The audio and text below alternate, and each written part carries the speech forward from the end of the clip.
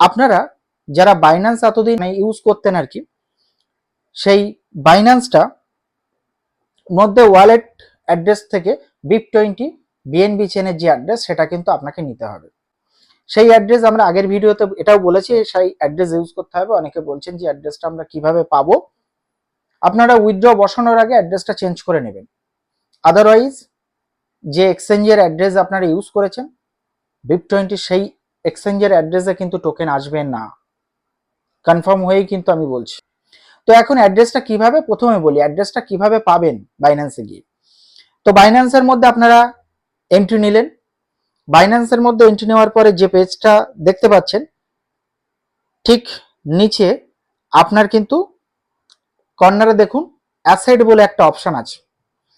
এই যে asset option থেকে টাচ করবেন, পরে এই স্লটটা চলে আসবে। সেখানে কি আছে, এক্সচেঞ্জ আর ওয়ালেট, একদম উপরে দেখুন এই যে সার্কেল করা অপশনটায় উপরে এক্সচেঞ্জ আর ওয়ালেট, এই ওয়ালেটের উপরে আপনারা টাচ করবেন। কিন্তু আবার দেখুন ওয়ালেটটা অ্যাক্টিভ হয়ে ঠিক নিচের আবার রোতে দেখুন সেই বাটনগুলো আপনারা পাচ্ছেন, home, market, trade, discover, asset. সেই অ্যাসেট অপশনটায় আবার টাচ করুন। এখানে টাচ করার সাথে সাথেই এই পরের পেজটা, ইন্টারফেসটা খুলবে। এইখানে আপনার কিন্তু যে টাফ দেওয়া হবে সেটা লিঙ্ক করার ব্যাপার আছে, লিঙ্ক আপনারা দেখিয়ে দেব পরে। তবে আপাতত এখান থেকে আপনারা অ্যাড্রেসটা আগে কপি করুন।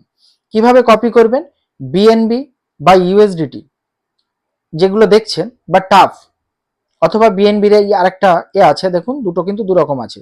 যাই হোক, যেটার মধ্যেই যাবেন না কেন আপনারা টাফে গেলেও আপনারা কিন্তু যে এই একটা নিচে অ্যাড্রেস দেওয়া আছে আর এখানে কিউআর কোড দেওয়া আছে বিএনবি স্মার্ট চেনের, এই অ্যাড্রেসটাকে কপি করবেন। এই অ্যাড্রেসটা কপি করে আপনারা সোজা আপনাদের কোম্পানির যে ওয়ালেট আছে অ্যাপের মধ্যে সেই ওয়ালেটে চলে যাবেন। মাই আছে, তার পাশে অ্যাসেট আছে, সেই অ্যাসেটে টাচ করবেন। অ্যাসেটে টাচ করার পরে গোল করা সার্কেল অপশনটা, অ্যাসেটে টাচ করার পরেই কিন্তু আপনার যে ডিপোজিট, উইথড্র, তারপর সেটিংস অপশনটা আছে একটু নিচের দিকে তুললে, এখানে সেটিংস অপশনটাতে গিয়ে আপনাদের কিন্তু BIP20 ওই যে ওয়ালেট অ্যাড্রেসটা ইউজ করতে হবে, যেটা বাইন্যান্স থেকে কপি করে নেবেন। এখানে বলে রাখি ইউএসডিটি, টাফ, বিএনবি যে চেনেরই দেখবেন ঢুকবেন প্রত্যেকের কিন্তু রিসিভ সেকশনে একই অ্যাড্রেসটা আছে, ওই অ্যাড্রেসটা কিন্তু সেম, ওই অ্যাড্রেসটা ইউজ করতে হবে। ওই অ্যাড্রেসটা বসানোর পরে অ্যাক্টিভ হবে 72 ঘন্টা পরে। 72 ঘন্টা পর অ্যাক্টিভ হওয়ার পরে আপনারা উইথড্রল বসান।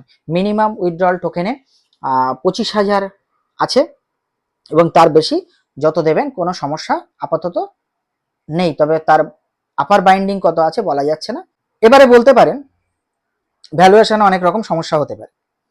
যদি আপনার মনে হয় অন্য কেউ আপনাকে সাজেস্ট করে, কারণ দেখুন এই মুহূর্তে ওয়ালেটের সাথে বাইরের কিন্তু বাজার দর অনেক ডিফারেন্স, সেখানে আকাশের ধারে আছে আর এখানে কিন্তু একদম সেই পাতালের ধারে আছে বললেই চলে। আপনারা যদি আপনাদের মনে হয় হোল্ড করবেন, করতে পারেন।